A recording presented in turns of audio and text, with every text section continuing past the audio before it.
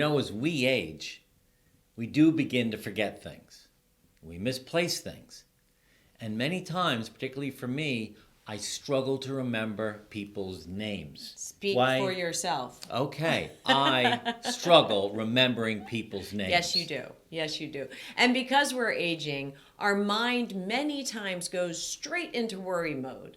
Maybe I'm getting dementia or another memory disease. And as these thoughts come into my mind, really they come into your mind more, stress and anxiety creep in. So what we're going to do today is help you see this normal memory lapse through a different lens. Now, this might happen to you. It happened to me the other day. Why are you making all the faces today?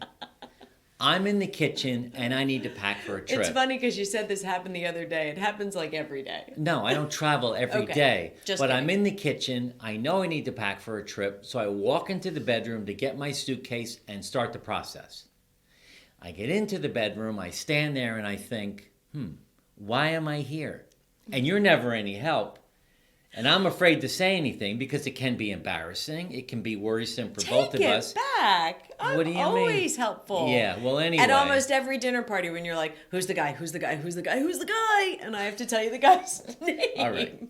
Anyway. It does happen to me too, though. Oh, it does? It does. You're not perfect then? No. Okay. Sometimes when I go to the grocery store, I have a mantra, like I need 4 things. And I'm in my head all the way over. And then I get a phone call or two. And then I stop at a red light or my favorite song comes on. And I get there and I forget at least one of them. Yeah. I know it And then I have happens. to go back to cover for you. So what's really going on here? Well, we read this great book. It's called Successful Aging. A neuroscientist explores the power and potential of our lives. And the author, Daniel Levitin, gives us new insight to what could be going on. We found it really intriguing when we read this book. We did. And what we're going to share with you today is what we found out that happens and why it happens when you misplace a thought here or there. So the first thing we're going to do is we're going to talk to you today about the difference between long-term and short-term memory. And then we're going to give you 6 tips or solutions that you can use to get better at retaining your memories and for some brain development. Brain development and growth, yeah, it's really important. So the examples we gave, Mark packing or me going to the grocery store, they're all short-term memory examples. And in his research, Levitin explains how short-term memory can easily be disrupted or disturbed. He goes on to say that it depends on how actively you are paying attention to that next item in your to-do file that's actually in your brain. Yeah, and that's tough for all of us. I know it's tough for me. If you don't write it down or whatever, and you're trying to rely upon your memory, it just gets lost up there. I mean, it's kind of like my trip to the grocery store, right? So I had my 4 items. I was mantraing on my 4 items. And then my phone calls, my favorite songs, the red lights, that was the disruption. And I lost one of the items. But here's something that I think might be helpful to all of us. So in his book, he's been a professor his entire career. And he cites plenty of examples of 20-year-olds who walk into the wrong classroom. Or they show up for an exam without the number 2 pencil that you need. Or they forget something he said 2 minutes before. So 20-year-olds have the same issue with short-term memory as 65-year-olds. But the difference really is the 20-year-old versus the 60-year-old, right? The 20-year-olds aren't thinking, oh dear, this must be dementia. No. They're thinking, I need more than 4 hours of sleep. Or I need to party less. Or I just may have way too much on my plate right now. Yeah. And to get serious for a minute, my mom passed away from Alzheimer's at the age of 80. So we definitely understand that there are memory impairments and they're real. But it doesn't mean that every time I forget someone's name, I have early onset of dementia, does it? No, it doesn't. It doesn't. But let's talk for a minute about long-term memory. I love your story when you used to go lobster trapping. I don't even know what it's called. Trapping. Lobster trapping? Yeah, we used to trap lobsters. Lobster pot collecting? Yeah, well, I there don't was a know. lobster pot involved, but when I was But you went with your dad. when I was very young, I was in grammar school. My dad bought a boat, and he bought 15 lobster pots in Long Island Sound, off of New York. He used to wake me up before school at 5 a.m.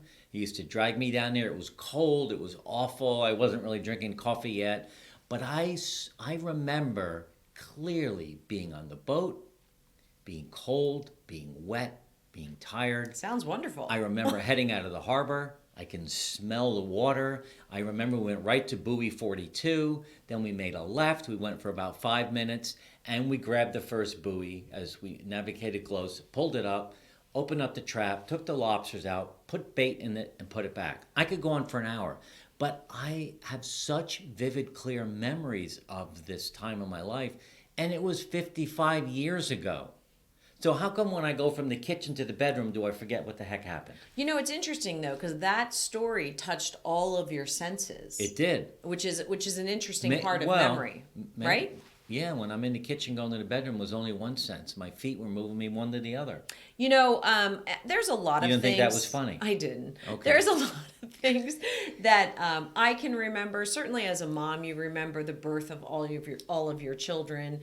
You remember the day, the minute, you know, how they smelled, how they felt, how they cooed. I mean, I could go on forever about things like that. And then you also have memories. You know, I have college memories when I was playing lacrosse.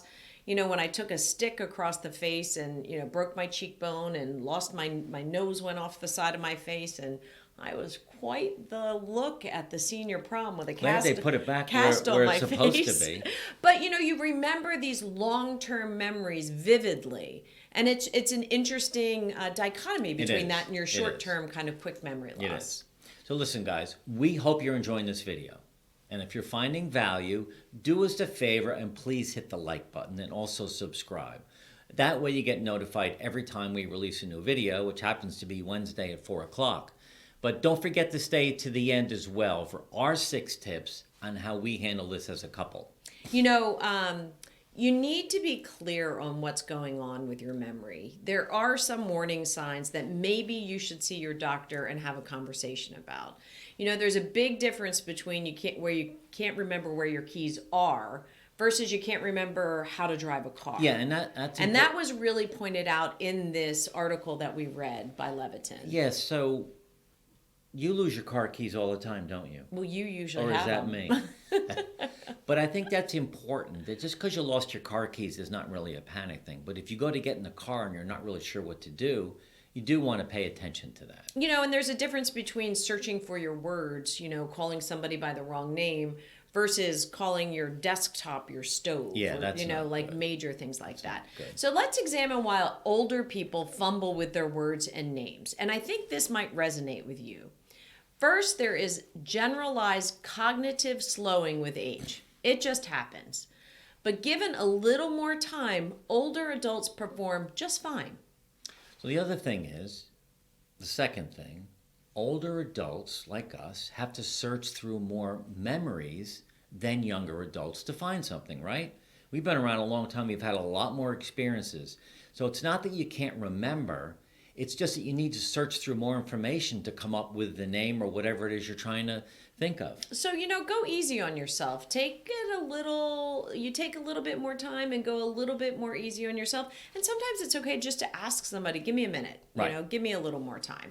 So let's jump into the 6 tips that we discovered, and we use this ourselves now, to help keep your mind active and your memory intact, because it is a muscle and you need to exercise. All right, so there's 6 of them. The first thing is change things up. Routines, make a change in your routine. Make a change in your environment. Change or add some hobbies. This will actually stimulate your brain activity. Right. Second thing is learning, straight up learning. Reading books, take a language. There's great brain exercises, crossword puzzles, and this new thing you just started with friends, Wordle.